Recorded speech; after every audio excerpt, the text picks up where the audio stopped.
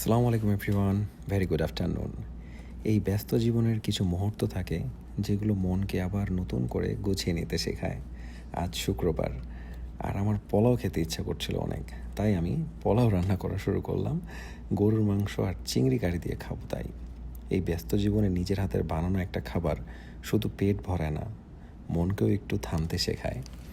আজ দুপুরে আমি আমার রান্না করা পোলাও, গরুর মাংস আর চিংড়ি খুব মজা করে খেলাম। খাওয়ার পরে আমি ক্রিয়েটিন বানাই এবং কি ক্রিয়েটিন নেই। এই জীবনটা শুধু চলার না, নিজেকে গড়ে তোলার। আর শেষে সন্ধ্যার দিকে আমি জিমে চলে যাই। প্রতিটা ওয়ার্কআউট শুধু মাসেল শক্ত করে না, এটা ধৈর্য আর শৃঙ্খলাকেও কিন্তু শক্ত করে।